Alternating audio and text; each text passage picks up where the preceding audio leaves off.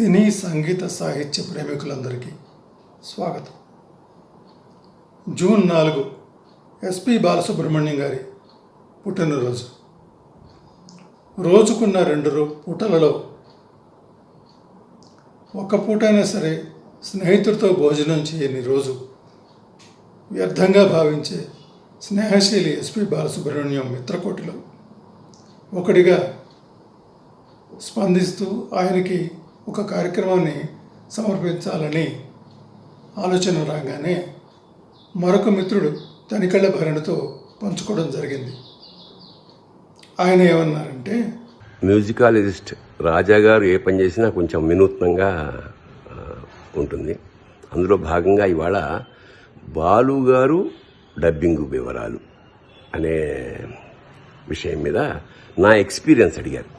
ఎందుకంటే బాలుగారు ఎంత అందంగా పాడతారో, ఎంత గొప్పగా పాడతారో, అంతకన్నా గొప్పగా కూడా డబ్బింగ్ అంటే ఎవరికి చెప్తుంటే అతనికి మిమిక్రీ ఆర్టిస్ట్ ఆయనలో ఉండడం వల్ల ఏమిటంటే ఎవరికి చెప్తే వాళ్ళే మాట్లాడిన ఫీలింగ్ కలుగుతుంది. అది ఆయన ప్లస్ పాయింట్. అలాంటిది మిథునంలో ఆయనే చెప్పుకోవడం, దాన్ని నేను దగ్గర నుంచి గమనించడం, ముఖ్యంగా బాలు గారికి ఆయన తెలుగు పట్ల, తెలుగు భాష పట్ల, తెలుగు సంస్కృతి పట్ల ఆయనకున్న ఇష్టం ఏదైతే ఉందో అది ప్రతి సభలోనే చెప్తుంటారు.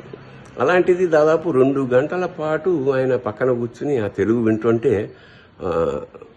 ఒక 100 పాటలు హాయిగా విన్న ఫీలింగ్ కలుగుతుంది. ఉచ్చారణ కానీ చేత అంటే మొత్తం సినిమా మొత్తం వాళ్ళిద్దరే కదా, బాలుగారు లక్ష్మి గారు చాలా అలవోగ్గా ఒక 2-3 పూటల్లో ఫినిష్ చేసేసారు. సో అదొక ఎక్స్పీరియన్సు, ఒక అదృష్టం. ఇంత చక్కటి కార్యక్రమం అంటే ఒక కొత్త యాంగిల్ బాలు గారి అందరికి తెలిసిన విషయమైనా అదొక దండగా గుదిగుచ్చి చేస్తున్న రాజా గారికి అభినందనలు. శుభం భూయాత్, శివోహం. అలాగే మరొక మిత్రుడు వెన్నెలకంటి గారితో ఇవన్నీ చెప్పి ఇలా చేస్తున్నాం అనగానే ఆయన అనుభవాలన్నింటినీ జోడించి వీడియో ద్వారా పంపించారు. వాటన్నిటినీ మీరు స్వయంగా అందుకోండి. నమస్కారం.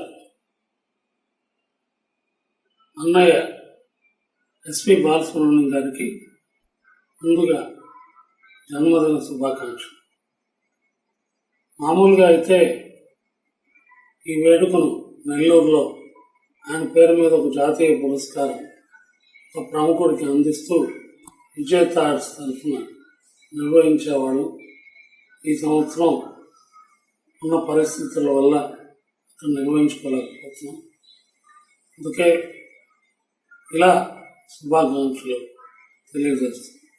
మామూలుగా ఎస్పి బాలసుబ్రహ్మణ్యం గారు అంటే అందరూ ఆయన గాయకుడుగానే నామతంబులు ఇస్తారు. అది వాస్తవం కూడా. కానీ బహుముఖ ప్రజ్ఞాశాలి అన్నదానికి ప్రత్యక్ష నిదర్శనం అన్నయ్య బాలు గారు. అంటే అందరికీ తెలుసు ఆయన ఎంత గొప్ప గాయకులు, ఎంత గొప్ప సంగీత దర్శకులు, నటులు, ప్రయోక్త, అన్నిటినీ మించి గొప్ప అనువాద కళాకారు. అంటే గాత్రధారణ చేసే డబ్బింగ్ ఆర్టిస్ట్. ఆయన డబ్బింగ్ ఆర్టిస్ట్గా ఆయన తాలూకు పార్శ్వాన్ని స్పృశించి అది ఒక కార్యక్రమంగా హాసన్ రాజా గారుగా పిలువబడే ఆ రాజా గారు అంటే హాసన్ పత్రిక వల్ల ఆయనకు హాసన్ రాజా అని వచ్చింది. మ్యూజికాలజిస్ట్. ఒక మాటలో చెప్పాలంటే మాలాంటి వాళ్ళు సినిమా పాట గురించి ఎప్పుడు ఏ సందేహం, ధర్మ సందేహం వచ్చినా తీర్చే ఉషశ్రీ గారు అలాంటి రాజా గారు ఈ డబ్బింగ్ ఆర్టిస్ట్గా బాలు గారి పార్శ్వాన్ని స్పృశించి ఆవిష్కరించబోతున్నారు. ఇందులో నాకు కించిత్ భాగం ఉంది అని కల్పించి నాకు అవకాశం ఇచ్చేందుకు ముందుగా వారికి ధన్యవాదాలు తెలియజేస్తున్నాను. బాలు గారు నాకు డబ్బింగ్ చెప్పడం అన్నది మొదలైంది నమ్మవరం తెలుగులో ప్రొఫెసర్ విశ్వం అనే సినిమా. ఆ తర్వాత అది కమల్ హాసన్ గారి సినిమాలు దాదాపు 15 సినిమాలు నేనే చేసే అవకాశం కూడా మళ్ళీ బాలు గారి ద్వారానే వచ్చింది. ఎందుకంటే భామనాయ సత్యభామన అనే సినిమా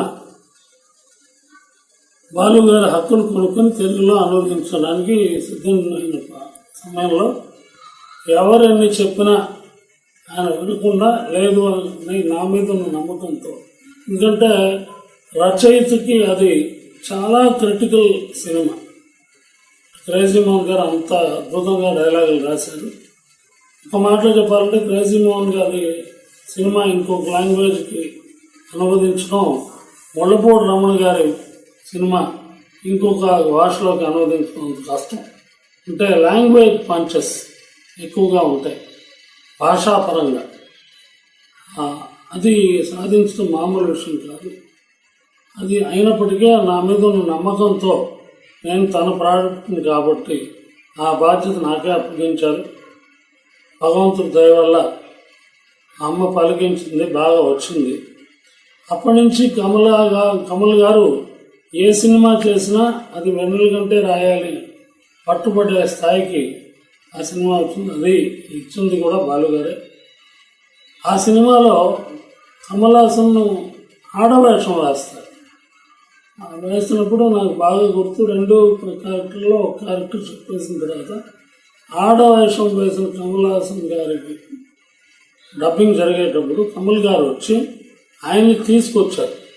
పిచ్ షిఫ్ట్ అని చిన్న ఎక్విప్మెంట్ అది పెట్టుకొని చెప్తే దాన్ని టెక్నికల్గా ఆ వాయిస్ అలా మారుతుంది అని చెప్పి అది నేను వాడాను. అన్నగారు మీరు కూడా వాడండి అని కమల్ గారు తీసుకొచ్చి అలా పడితే ఎందుకయ్యా నేను మామూలుగానే చెప్పేస్తాను ఆ వాయిస్లో అంటారు. ఆయన బలవంతం మీద ఇంచేత అలా చెప్పించారు. అలా ఆ సినిమాతో అలా చెప్పారు. ఆ తర్వాత చాలా సినిమాలు చెప్పారు నాకు. ఆ 14 సినిమాలు ఆయనే చెప్పారు.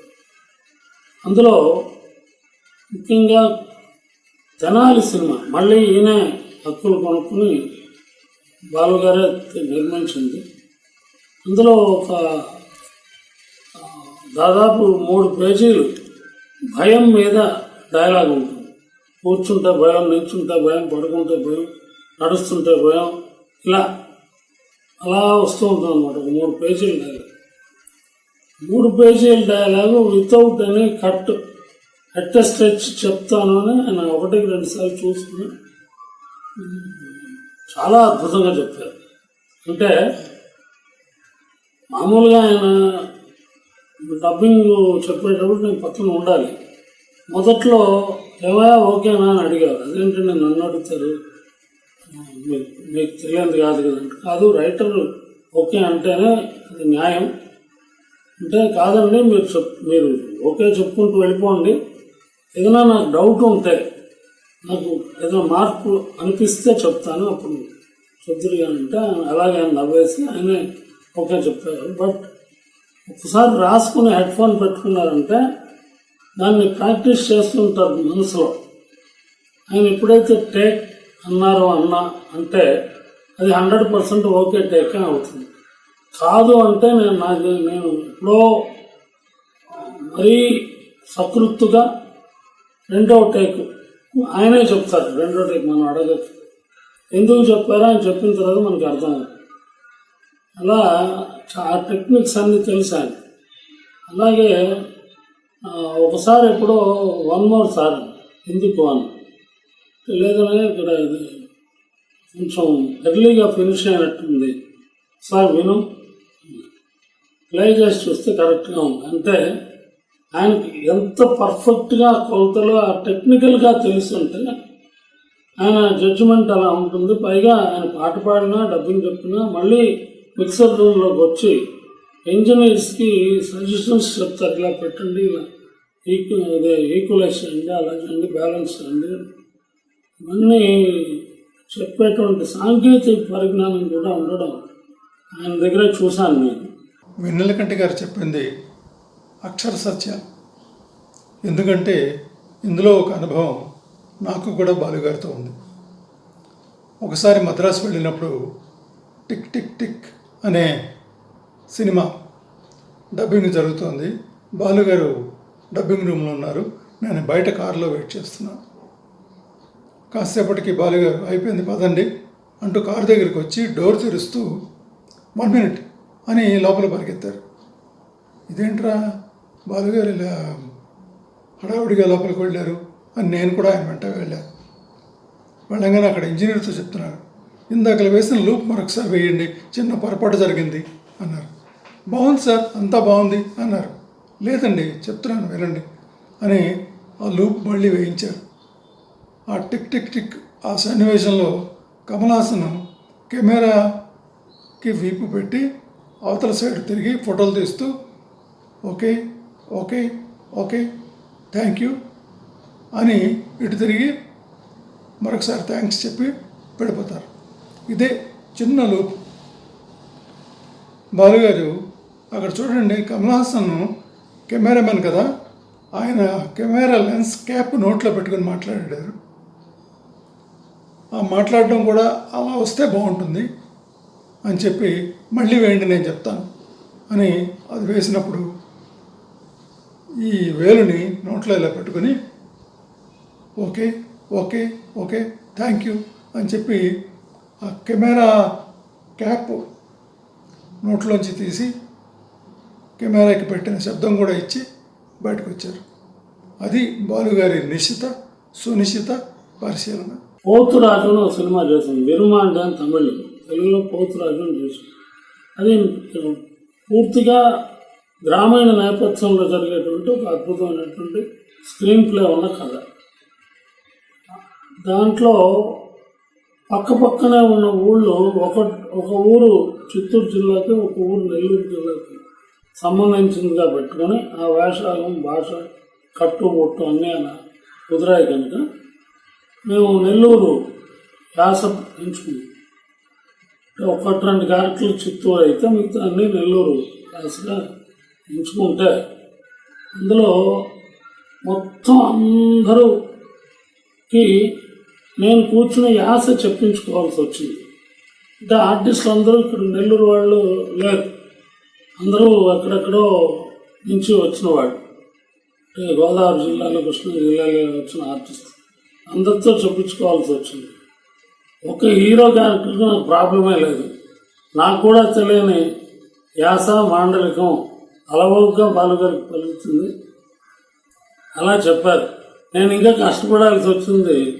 వేరే ఒక క్యారెక్టర్కి నెల్లూరు ఆయన చెప్తే ఆయనకి నెల్లూరు యాస నేను చెప్పించాల్సి వచ్చింది. బయటంతా మాట్లాడతారు, సినిమాలో మాట్లాడాలి. అలా ఆ యాసతో మొత్తం అద్భుతంగా అంత ఎమోషన్స్ను ఆ యాసలో పలికించిన మహానుభావుడు. అలాంటి ఎక్స్పీరియన్స్ చాలా ఉన్నాయి. ఆ తర్వాత చెప్పుకోవాల్సింది అభయ్లో 2 డిఫరెంట్ క్యారెక్టర్స్ని చేశారు అంకమల్ గారు. అంటే నాకు తెలిసి ఎన్టీ రామారావు గారి తర్వాత అవసరమైతే పాత్ర పరంగా బాడీని పెంచడం, మళ్ళీ ఇంకో పాత్ర కోసం తగ్గించడం అది రామారావు గారు చేసేవారు. శ్రీకృష్ణ పాండవ్యంలో కొట్టొచ్చినట్టు తెలుస్తుంటుంది. అలాగా అభయ్ సినిమాలో ఒక హీరో విలన్ షేడ్స్ ఉన్నటువంటి ఒక క్యారెక్టర్, ఆ 2 ఆయనే వేశారు. ఆ రెండో దానికి బాడీ విపరీతంగా పెంచి మొదటి దానికి నాజుకుగా కనపడతారు. ఇవన్నీ పక్కన పెడితే జైల్లో అన్నదమ్ములు ఆ అన్నను కలవడానికి వచ్చిన తమ్ముడు ఇద్దరు మాట్లాడుతుంటారు. ఇద్దరు వాయిస్లు చాలా డిఫరెంట్గా ఉండాలి. ఎందుకంటే అది విలన్ షేడ్స్ ఉన్నటువంటి క్యారెక్టర్, ఇది హీరో క్యారెక్టర్. ఆ రెండుకి డిఫరెన్స్ వాయిస్లో చూపిస్తూ ఆ సీన్ మొత్తం అడ్జస్ట్ చెప్పేస్తారు. అంటే ఈ క్యారెక్టర్ ముందు చెప్పి తర్వాత ఆ క్యారెక్టర్ చెప్పచ్చు. అందుకే చూద్దాం, ట్రై చేద్దాం అన్నారు. అప్పుడే అర్థమైంది అద్భుతంగా వస్తుంది. ఆ మొత్తం సీను 2 డైలాగులు చెప్పుకుంటూ వెళ్ళిపోయారు. అది మామూలుగా సాధ్యం అయిపోయిన అన్నితర సాధ్యం అని చెప్పాలి, మామూలుగా ఎవరి వల్ల అయ్యే పని కాదు. అలాగే ఇక చెప్పుకోవాల్సి వస్తే ముఖ్యంగా దశావతారం సినిమాలో 10 క్యారెక్టర్లు కమల్ హాసన్ గారు చేశారు. అప్పట్లో నవరాత్రిని శివాజీ గణేశన్ గారు తెలుగులో నాగేశ్వరరావు గారు చేయడమే గొప్ప ప్రయోగం. అయితే 10 క్యారెక్టర్లు కమలాసన్ గారు చేశారు. దాంట్లో తెలుగులో డబ్ చేసేసరికి ఒక చైనీస్ ఫైటర్ క్యారెక్టర్కి, ఫ్లెక్చర్ అనే విలన్ క్యారెక్టర్కి, బుష్ అమెరికన్ ప్రెసిడెంట్ బుష్ క్యారెక్టర్కి కమలా గారు ఒరిజినల్గా చెప్పిన ఇంగ్లీష్ది యాజ్ ఇట్ ఈస్ తెలుగులో వాడుకున్నాం. ఎందుకంటే అది మళ్ళీ చెప్పించక్కర్లేదు, ఇంగ్లీషే ఉంటుంది కాబట్టి. ఇక మిగతా 7 క్యారెక్టర్లు ఆయన చెప్పాలి బాలుగారు.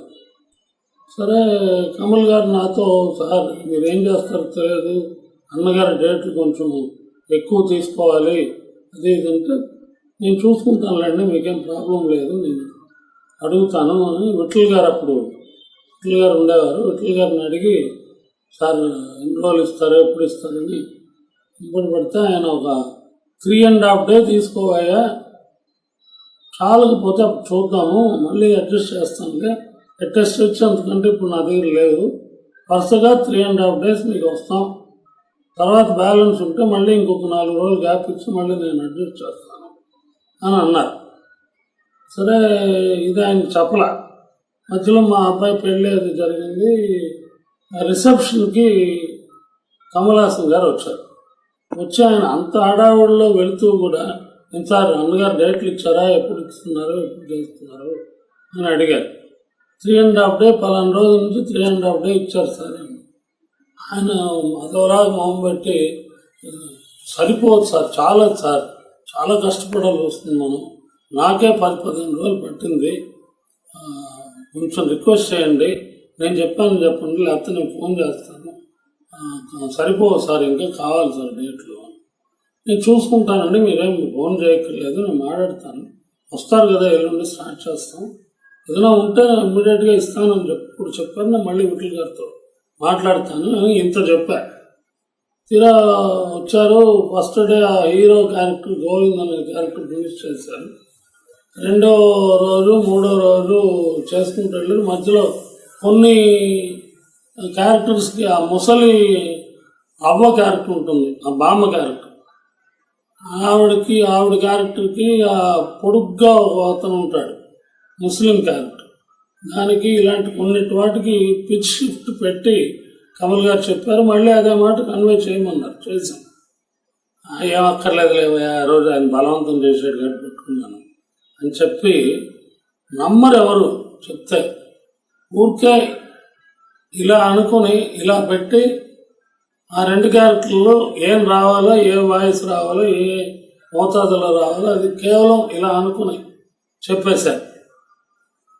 విచిత్రం ఏంటంటే అందరూ ఆశ్చర్యపోయే విషయం, ఫస్ట్ డే ఫినిష్ చేసి 2వ రోజు 3 రోజుల్లో మిగతా 6 క్యారెక్టర్లు ఫినిష్ చేసి సాయంత్రం 6 గంటలకే మొత్తం 7 క్యారెక్టర్లు, అంటే 3 రోజుల్లో 7 క్యారెక్టర్లు ఫినిష్ చేసి, ఇంకొక హాఫ్ డే క్యారెక్టర్ అది టైం ఇచ్చినట్టున్నాను నీకు, అది ఇంకొకరికి ఎవరికైనా వాడుకో అని ఒక హాఫ్ డే మాకు వదిలేసి వెళ్ళిపోయారు. పక్క రోజు కమల్ హాసన్ గారు అదే థియేటర్లో, ఇటువైపు థియేటర్ మేము, అటువైపు థియేటర్ తమిళ ప్యాచ్ వర్క్ జరుగుతుంది. అన్నగారిది ఎంతవరకు వచ్చింది అన్నారు కమల్ గారు రాగానే. అయిపోయింది సార్ అన్న. అయిపోయిందా? 3 రోజులు కూడా కాలేదు, 3వ రోజు ఫినిష్ చేసి వెళ్ళిపోయారండి. హాఫ్ డే మనం వేరే వాటికి వాడుకుంటున్నాం, వేరే వర్క్కి వాడుతున్నాను అని. ఉన్నారా అంటే లేరండి. ఇమీడియట్గా ఆయనకు ఫోన్ చేసి మాట్లాడి ఆశ్చర్యపోయారు. పిచ్ షిఫ్ట్ కూడా వాడలేదు, 3 రోజులు 2 క్యారెక్టర్లు ఫినిష్ చేసి. సో అలా అది ఒక రికార్డు. ఇలాంటి రికార్డ్స్ ఆయనకు సర్వసాధారణంగా ఆయన రికార్డ్స్ని ఆయనే అధిగమిస్తారు. సో ఒక బహుముఖ ప్రజ్ఞాశాలిలో ఉన్న ఒక పార్శ్వ అనేటువంటి డబ్బింగ్ ఆర్టిస్ట్గా, అంటే నేను నా సినిమాల వరకే చెప్పాను, చాలా సినిమాలు అద్భుతంగా చెప్పారు ఆయన. అదే మిగతా అందరూ చెప్తారు. ముఖ్యంగా ఒక వెంకటేశ్వర స్వామికి ఆయన డబ్బింగ్ చెప్పడం వల్ల ఆ భక్తిభావం వచ్చింది జనానికి, చూసేవాళ్ళకి. దైవత్వం ఆ క్యారెక్టర్లో కనపడింది. అన్నయ్యకి మరొకసారి జన్మదిన శుభాకాంక్షలు చెప్తూ, ఆయన వయసుకు ఆయన గళానికి సంబంధం లేదు. భగవంతుడు ఇచ్చిన ఆ వరం ఆయనకు నిండు నూరేళ్ళు ఇలాగే కొనసాగుతూ అద్భుతమైనటువంటి పాటల్ని, డబ్బింగ్ గాత్రాన్ని మరెన్నో సినిమాలకు ఇవ్వాలని మనస్ఫూర్తిగా కోరుకుంటూ అవకాశం ఇచ్చిన రాజా గారికి ధన్యవాదాలు తెలియజేస్తూ సెలవు. బాలు గారు ఎంత చక్కగా అక్కడున్న పాత్రకి ప్రాణం పోస్తారు అనడానికి ఒక మంచి ఉదాహరణ ఉంది. అతడి సినిమా మీరందరూ చూసే ఉంటారు. అందులో చిట్ట చివరికి నాజర్ మహేష్ బాబుకి గన్నిస్తూ నేను యుద్ధం చేయమని చెప్తున్నాను, వెళ్ళు యుద్ధం చేయి, గెలిస్తే రా, ఓడిపోతే నువ్వు ఏమయ్యావో అని నాకు తెలియనివ్వకు, నీ వల్ల నాకు చాలా జ్ఞాపకాలు ఉన్నాయి అని అంటాడు. అప్పుడు మహేష్ బాబు నాజర్ కాళ్ళకి నమస్కారం పెడతాడు. నాజరు మహేష్ బాబు తల మీద చేయి వేస్తారు. అంతే త్రివిక్రమ్ శ్రీనివాస్ రాసిన డైలాగు. అక్కడ బాలుగారు నాజర్ పాత్రలో జీవించి జాగ్రత్త అని ఒక పదాన్ని చేర్చారు. నిజానికి అక్కడ నాజర్ ఫేస్ కనిపించదు, లిప్ ఇచ్చినా ఇవ్వకపోయినా, అక్కడ మనం డైలాగ్ పోస్ట్ చేసినా చేయకపోయినా ఏమాత్రం తేడా ఉండదు. కానీ బాలుగారు పాత్రలో జీవించారు కాబట్టి జాగ్రత్త అన్న పదం ఆయన పెట్టి ఆ పాత్రకి ప్రాణం పోశారు. ఆ సీన్ అయిపోగానే త్రివిక్రమ్ శ్రీనివాస్ ఆల్మోస్ట్ కన్నీళ్ళు పెట్టుకున్నంత పనిచేశారు. ఎలా తట్టింది బాలు గారు, చాలా బాగా చెప్పారు, మీరు చెప్పడం నుంచి సన్నివేశం మరింత ఎలివేట్ అయింది అంటూ పోడారు. అది బాలుగారు డబ్బింగ్ చెప్పే తీరు. ఆ తర్వాత ఒక లేడీ ఆర్టిస్ట్ కూడా చెప్తే బాగుంటుందని senior most dubbing artist in Chennai Srimati Durga, ఆవిడ పేరు వెన్నెలకంటి గారు సజెస్ట్ చేశారు.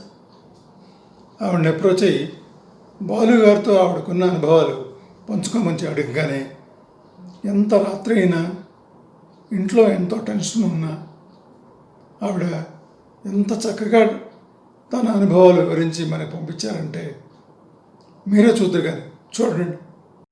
అందరికీ నమస్కారం. నా పేరు దుర్గా. నేను డబ్బింగ్ ఆర్టిస్ట్ని.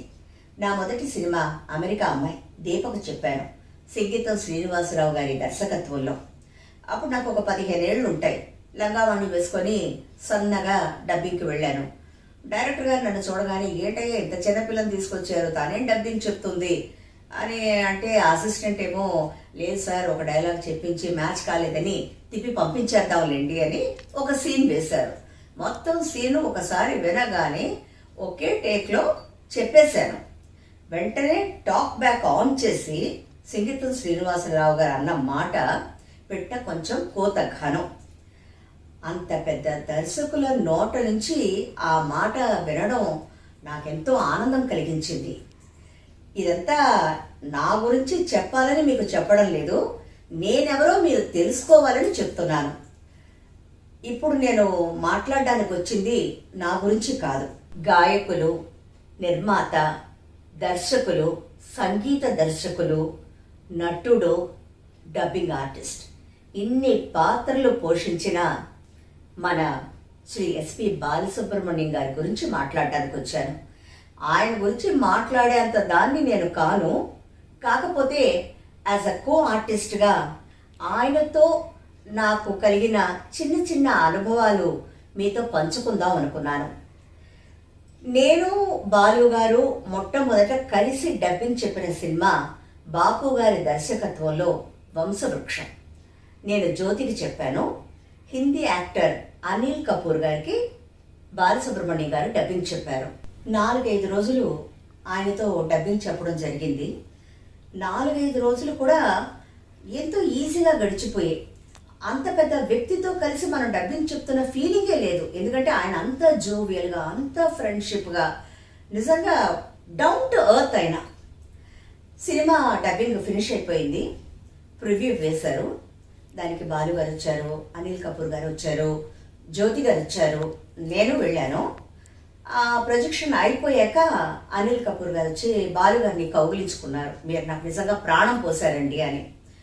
ఆ తర్వాత కాసేపు ఆగాక బాలు గారు నా దగ్గరకు వచ్చారు. నేను మీ ఫ్యాన్ అయిపోయానండి అన్నారు. నాకు పెద్ద షాక్. ఎందుకంటే నేను బాలు గారికి డై హార్ట్ ఫ్యాన్ని. అటువంటి ఆయన వచ్చి నేను మీ ఫ్యాన్ అయిపోయాను అంటే అమ్మ బాబాయ్, ఆ రోజు ఈ రోజు వరకు కూడా నేను ఆ రోజుని మర్చిపోలేనండి. అంత సంతోషం, అంత ఆనందం కలిగింది. ఇంకా ఆ తర్వాత చాలా సినిమాలు నేను ఆయనతో కలిసి డబ్బింగ్ చెప్పడం జరిగింది. మైకేల్ మదన కామరాజు అన్న సినిమాలో కమల్ గారికి బాలు గారు డబ్బింగ్ చెప్పారు. నేను ఖుష్బూకి ఇంకో హీరోయిన్కి కూడా చెప్పినట్టు గుర్తు.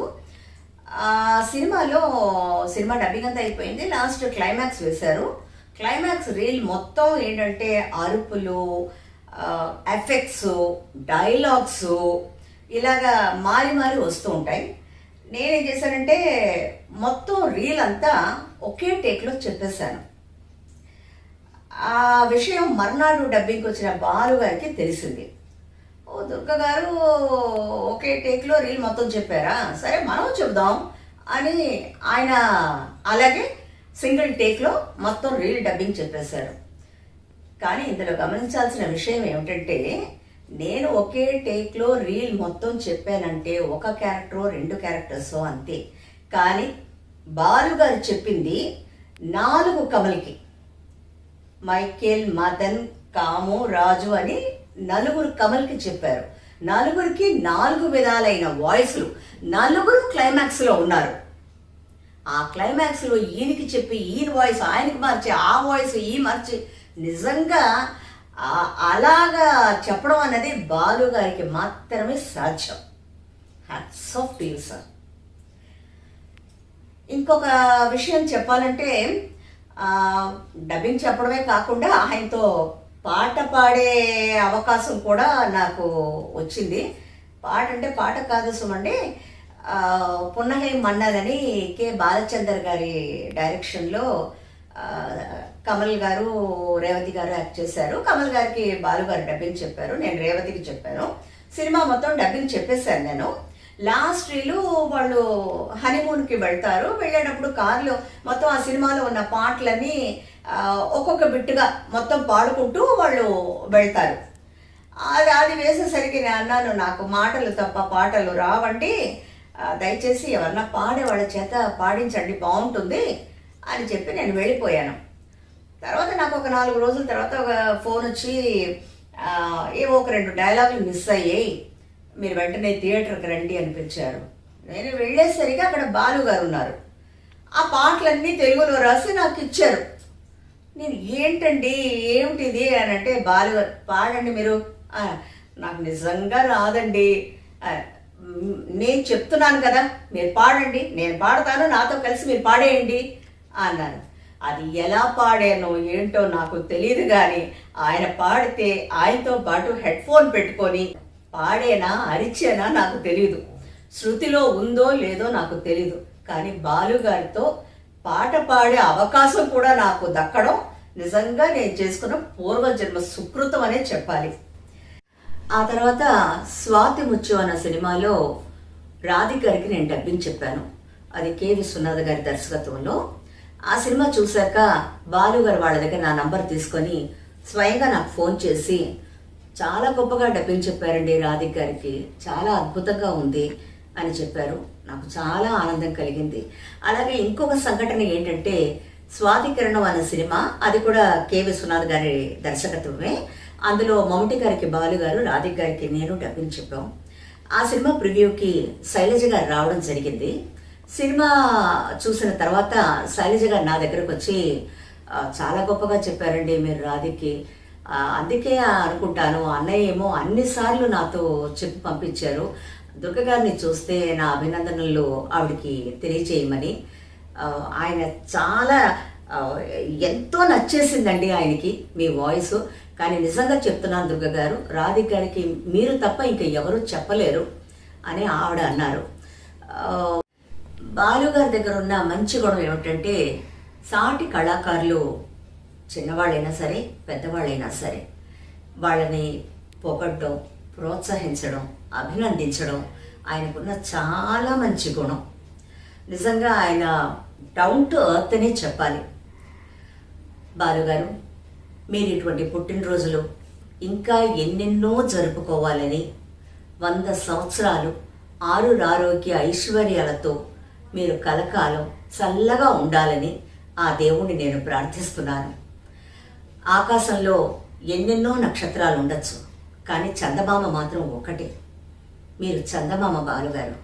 మీలాంటి గొప్ప వ్యక్తి గురించి మాట్లాడే అవకాశం నాకు కల్పించిన వారందరికీ నా ధన్యవాదాలు తెలుపుకుంటున్నాను. మీకు సాటి మీరే బాలుగారు. మీకు నా పాదాభివందనాలు. అలాగే కృతజ్ఞతలు చెప్పవలసిన వ్యక్తి మరొకరు ఉన్నారు. మొత్తం ఇలా చేస్తున్నాను అని చెప్పగానే 2 రోజుల్లో బొమ్మను గీసి క్యారికేచర్ చేసి నాకు పంపించిన ప్రముఖ కార్టూనిస్ట్ శ్రీ జయదేవ్ బాబు గారు. మామూలుగా ఆ బ్రహ్మదేవుడు బొమ్మను చేసి ప్రాణం పోస్తాడు. ఇక్కడ ఈయన బొమ్మను గీసి ప్రాణం పోశారు. అందుకే ఈయన నాకు బొమ్మదేవుడి కింద లెక్క. ఇలా ఇంతమంది సహాయ సహకారాలతో తయారైంది ఈ కార్యక్రమం. వీరందరికీ నా కృతజ్ఞతలు. నేను చేస్తున్న ఈ కార్యక్రమాలు మీకు నచ్చితే నా ఛానల్ని కిందన సబ్స్క్రైబ్ బటన్ కొట్టి ఎంకరేజ్ చేయండి.